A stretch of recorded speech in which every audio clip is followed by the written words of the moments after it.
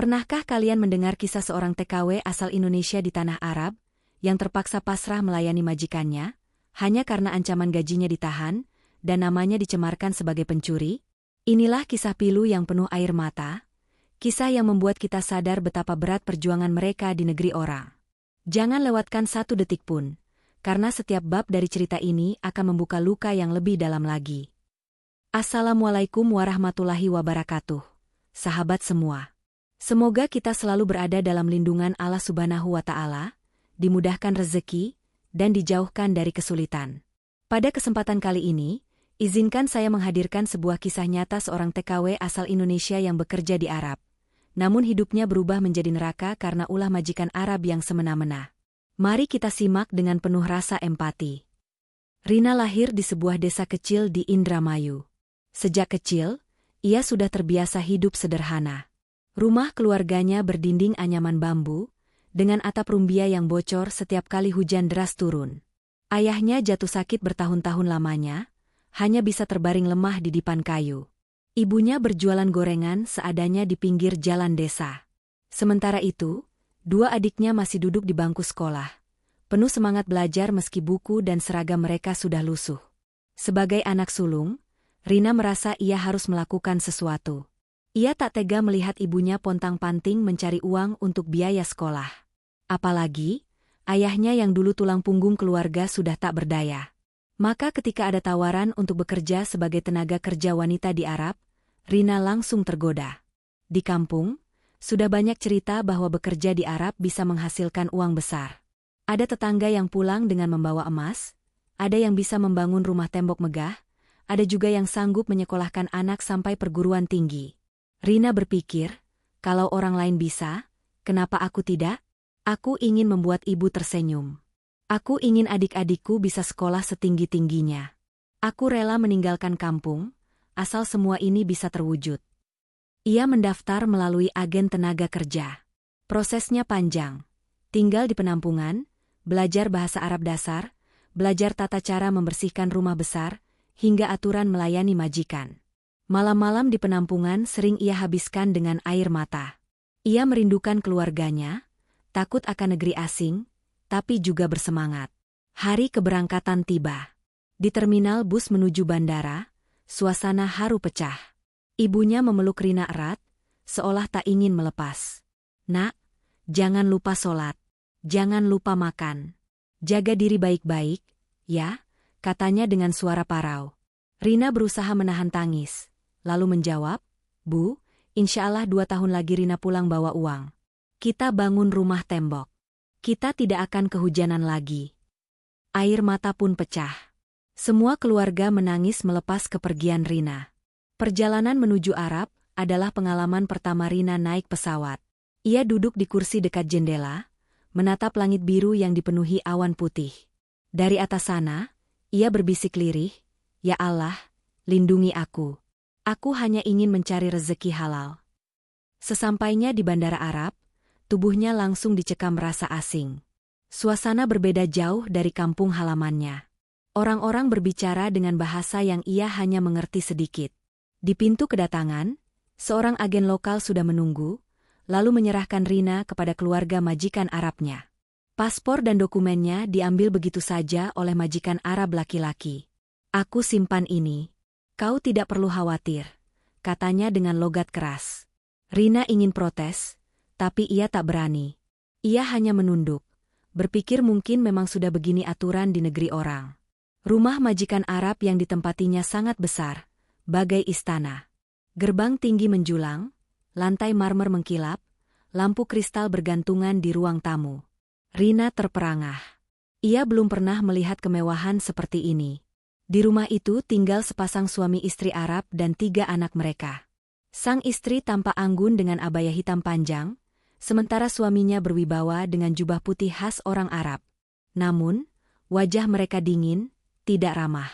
Hari pertama, Rina langsung diberi daftar pekerjaan. Dari subuh hingga larut malam, ia harus membersihkan rumah yang luasnya berlipat-lipat dari rumah desanya. Menyapu, mengepel, mencuci pakaian, memasak, dan mengurus anak kecil.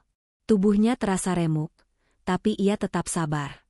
Dalam hati ia berkata, "Tidak apa-apa. Aku kuat. Aku lakukan semua ini demi ibu dan adik-adikku." Namun, setelah 1 bulan berlalu, gaji yang dijanjikan tidak kunjung diberikan. Rina mencoba bertanya sopan kepada majikan Arab perempuan, tapi jawabannya hanya, "Nanti."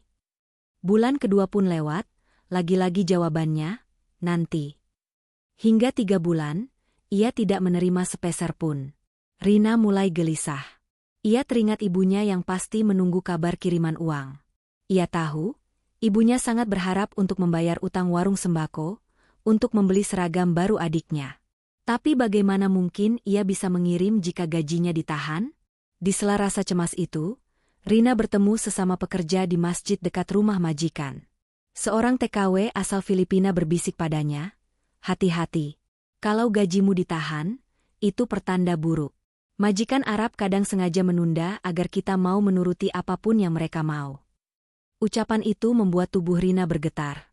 Ia tidak ingin percaya, tapi firasat buruk mulai merayapi hatinya. Malam itu, dari jendela kecil kamarnya, ia memandang langit Arab yang bertabur bintang. Dengan mata berkaca-kaca, ia berdoa, "Ya Allah, aku kuat mengangkat ember, aku kuat menyikat lantai, aku kuat menahan lelah. Tapi jangan biarkan aku jadi korban kezaliman. Lindungi aku." Namun, Rina tidak tahu bahwa inilah awal dari penderitaan panjangnya. Awal dari ancaman yang akan mengikat hidupnya, bukan hanya gaji yang ditahan, tapi juga nama baiknya yang akan dicemarkan. Hari itu, suasana rumah besar majikan Arab terasa lengang. Anak-anak sekolah, istri majikan pergi ke rumah saudaranya. Rina sibuk membersihkan ruang tamu yang luas, menyeka debu di meja marmer. Ia mencoba fokus bekerja, meski pikirannya terus memikirkan gaji yang belum juga dibayarkan. Sudah 3 bulan berlalu, namun ia tidak menerima sepeser pun. Hatinya cemas memikirkan ibunya di kampung, yang tentu menunggu kiriman uang untuk biaya hidup dan sekolah adik-adiknya. Saat itulah, tiba-tiba majikan Arab laki-laki masuk ke ruang tamu. Tubuhnya tinggi besar, jubah putihnya berayun, dan sorot matanya tajam menusuk. Rina spontan menunduk, menyapa sopan, "Assalamualaikum, Tuan." Namun, bukannya membalas salam, majikan itu justru duduk di sofa dengan sikap berkuasa. "Rina," katanya dengan suara berat, "sudah berapa lama kau bekerja di sini?" "Sudah hampir 3 bulan, Tuan," jawab Rina lirih. "Dan gajimu?" tanyanya lagi, dengan nada penuh sindiran. Rina menelan ludah. "Belum saya terima, Tuan. Mohon izin, saya ingin bertanya, kapan gaji saya bisa diberikan? Saya perlu mengirim uang untuk keluarga di kampung. Mereka sangat membutuhkan." Majikan itu tersenyum tipis, namun tatapannya penuh ancaman. "Kau ingin gajimu? Kau pikir segampang itu?" Ia bersandar santai, lalu menambahkan, "Kalau kau berani melawan perintahku, jangan harap akan mendapat 1 rial pun. Aku bisa tahan gajimu selamanya." Darah Rina seakan berhenti mengalir. Tubuhnya gemetar. "Tuan, saya hanya ingin bekerja dengan baik. Saya tidak ingin melawan."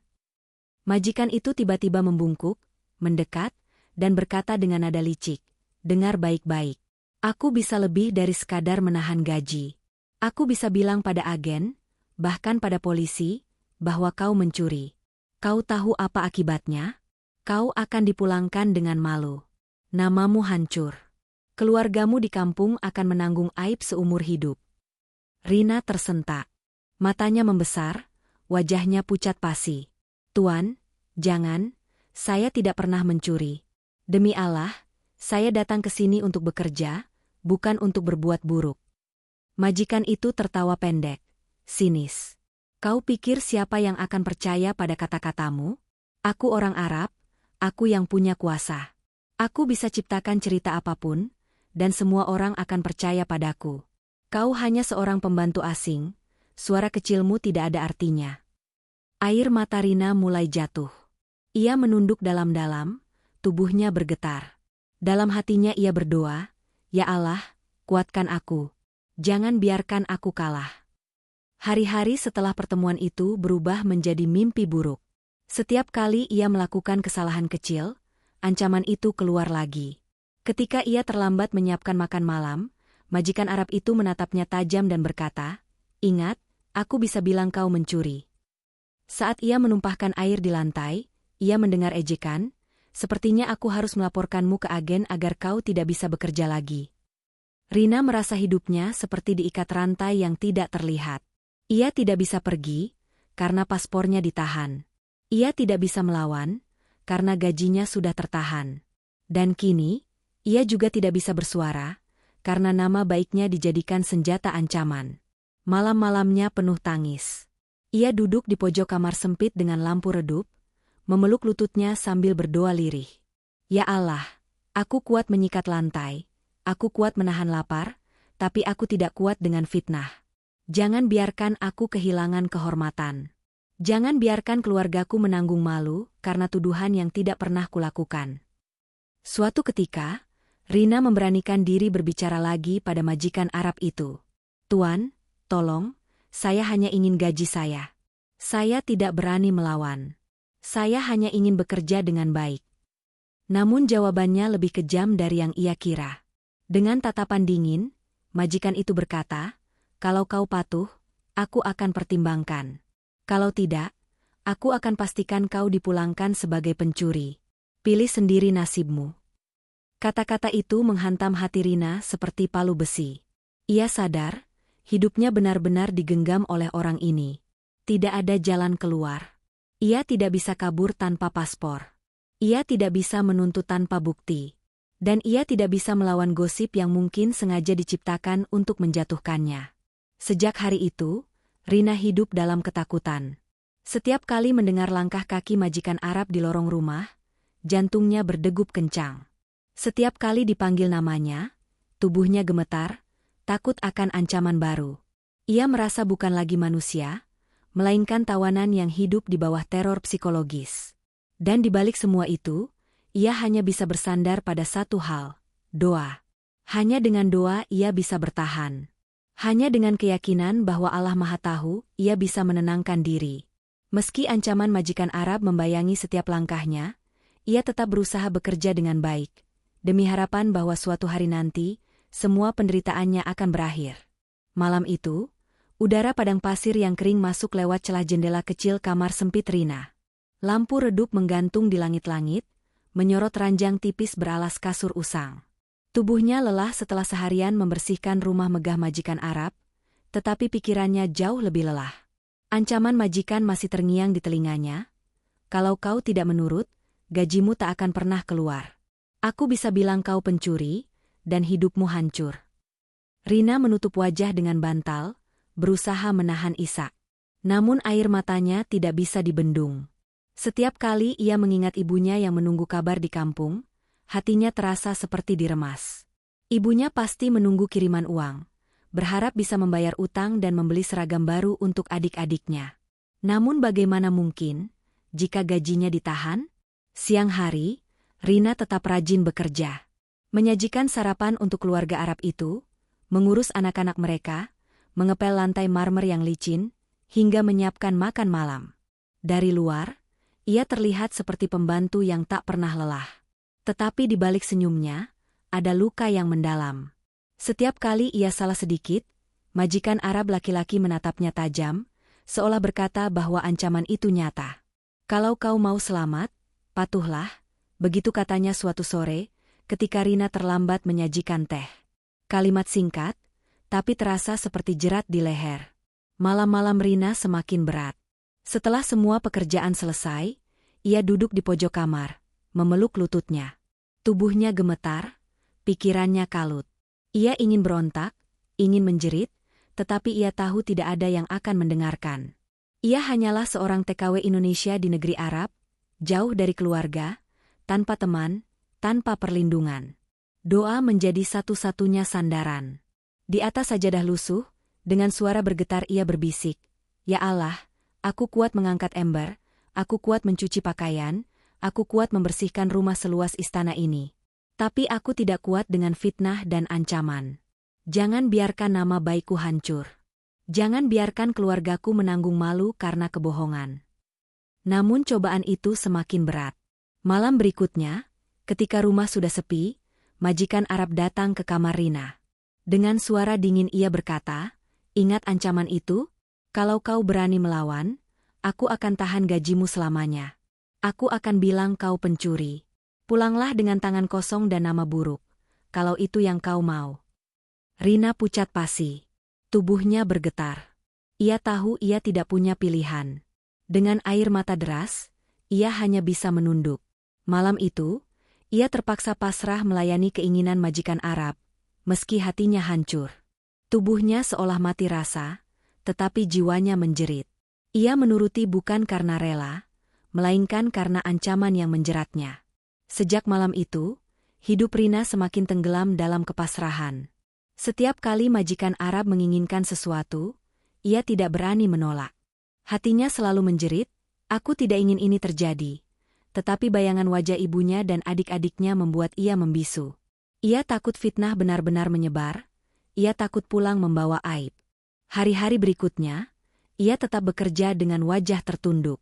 Anak-anak majikan tertawa riang, istrinya berbelanja mewah, sementara dirinya terjebak dalam penderitaan tanpa suara. Tidak ada yang tahu bahwa di balik dinding rumah megah itu, seorang perempuan muda asal Indonesia sedang menangis setiap malam, pasrah dalam tangisan, melayani majikan karena ancaman yang tak kunjung berhenti. Kadang ia berpikir, lebih baik aku mati daripada hidup begini. Tetapi doa ibunya, janji pada keluarganya, membuatnya bertahan. Ia hanya bisa berkata pada dirinya sendiri, "Sabar, Rina. Allah melihat. Allah mendengar. Mungkin hari ini kau terpaksa pasrah, tapi suatu hari nanti kebenaran akan terungkap." Begitulah malam-malam panjang Rina di Arab. Ia hidup sebagai pekerja, tetapi jiwa dan air matanya terpenjara. Ia pasrah bukan karena lemah, tetapi karena ia tahu, melawan hanya akan membuat segalanya lebih buruk. Hari itu, udara di rumah megah keluarga Arab itu terasa lebih mencekam dari biasanya. Sang istri majikan tampak murka, wajahnya diliputi kecurigaan. Ia berteriak lantang dari ruang tamu, "Rina, cepat kemari." Suaranya bergema di seluruh ruangan berlapis marmer. Rina berlari tergopoh-gopoh dari dapur, masih dengan tangan basah karena mencuci. Ia kaget melihat meja rias sang istri penuh dengan kotak perhiasan yang berserakan. Salah satu kotak terbuka dan kosong. Sang istri menuding tajam ke arah Rina. "Kalung emasku hilang. Kau yang terakhir membersihkan kamar. Jangan bilang kau tidak tahu." Tubuh Rina bergetar. "Tidak, Madam. Demi Allah, saya tidak pernah menyentuh barang tuan. Saya hanya membersihkan kamar seperti biasa." Belum sempat ia melanjutkan, majikan Arab laki-laki masuk dengan langkah mantap.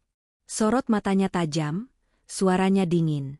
"Aku sudah bilang dari awal, jangan terlalu percaya pada pembantu asing. Mereka bisa tersenyum di depan kita, tapi siapa tahu di belakang." Rina menunduk, air mata mulai menggenang. "Tuan, saya tidak mencuri. Saya datang untuk bekerja, bukan untuk berbuat yang buruk." Namun kata-katanya dianggap angin lalu. Sang istri menatap dengan penuh hinaan. "Kau pikir kami bodoh? Tidak ada orang lain yang masuk ke kamar selain kau.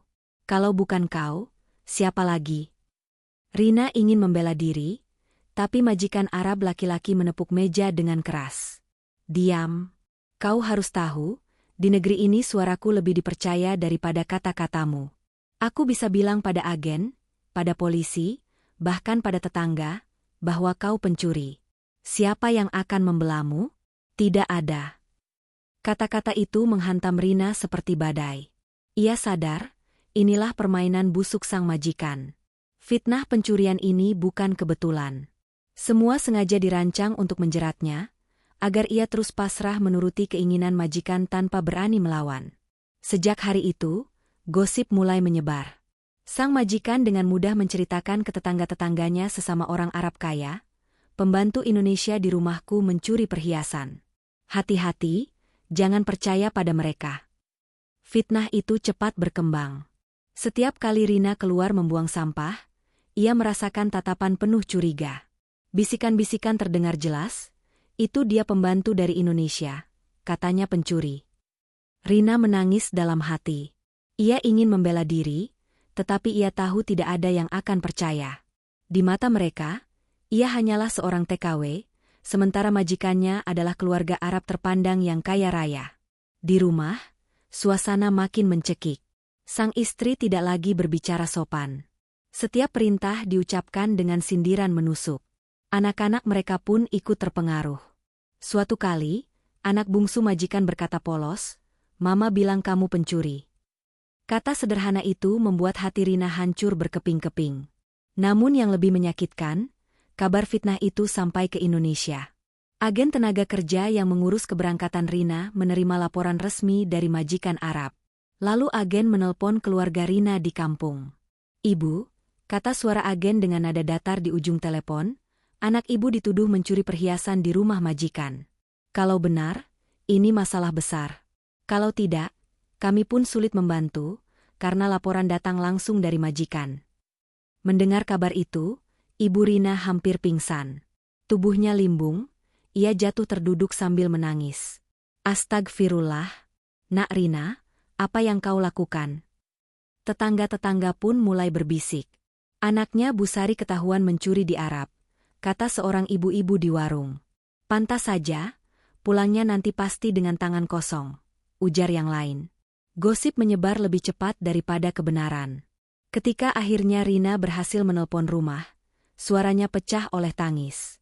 "Bu, jangan percaya. Rina tidak mencuri. Demi Allah, Rina difitnah.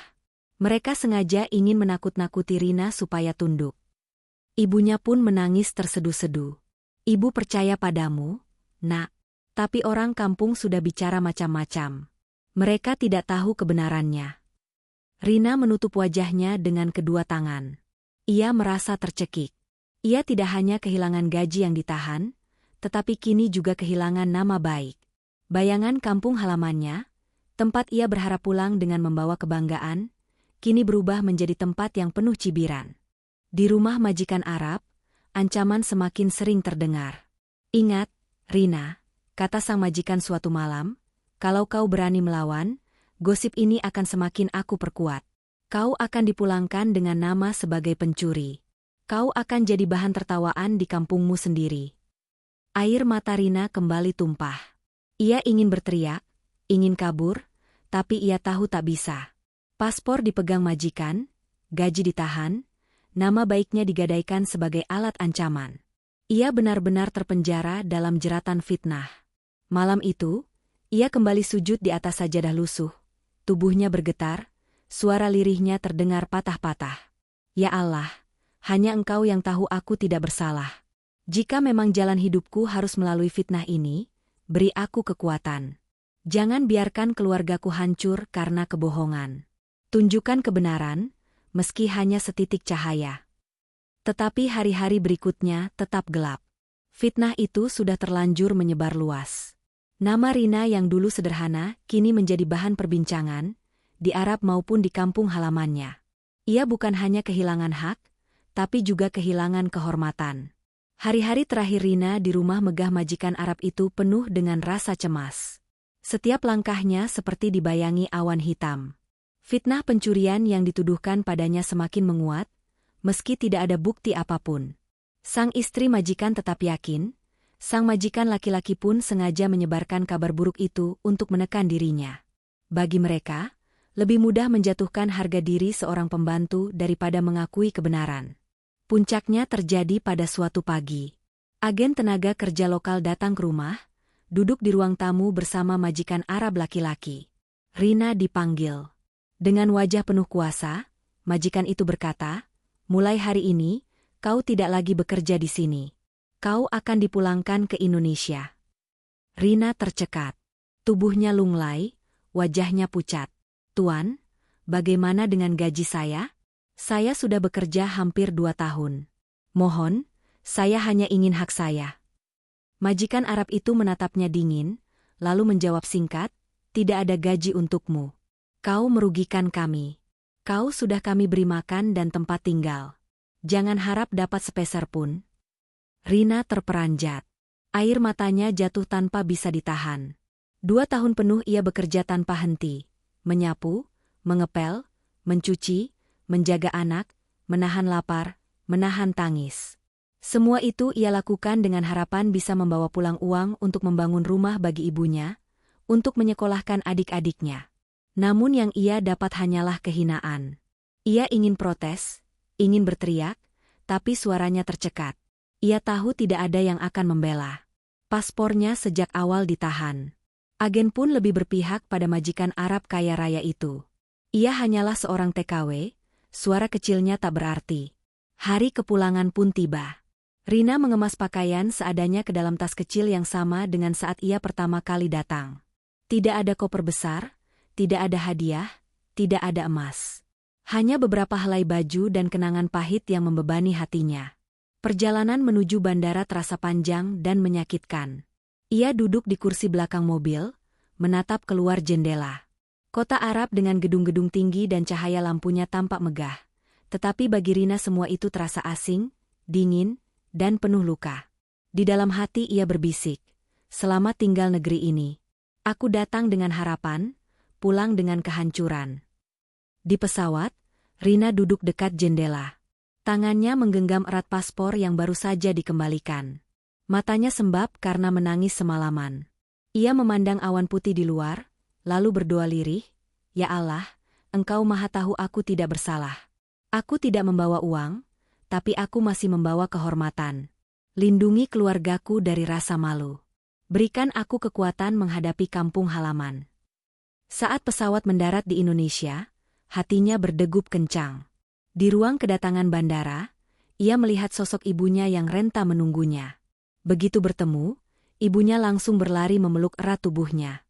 "Nak, akhirnya kamu pulang juga," ucap sang ibu dengan suara bergetar. Pelukan itu membuat Rina pecah dalam tangis. "Bu, maaf. Rina pulang tanpa apa-apa. Semua gaji ditahan majikan. Mereka fitnah Rina, Bu." Ibunya ikut menangis, namun ia mengusap kepala Rina penuh kasih. "Nak, kamu pulang selamat saja sudah cukup. Ibu percaya padamu. Allah tahu kebenarannya. Jangan bersedih lagi." Meski kata-kata itu menenangkan, hati Rina tetap pedih. Setibanya di kampung, tetangga-tetangga berdatangan. Ada yang memberi simpati, memeluknya erat, tetapi tidak sedikit pula yang berbisik-bisik di belakang. "Itu dia, pulang tanpa uang karena ketahuan mencuri di Arab," bisik seseorang. Ada pula yang sinis, katanya kerja di luar negeri bisa kaya.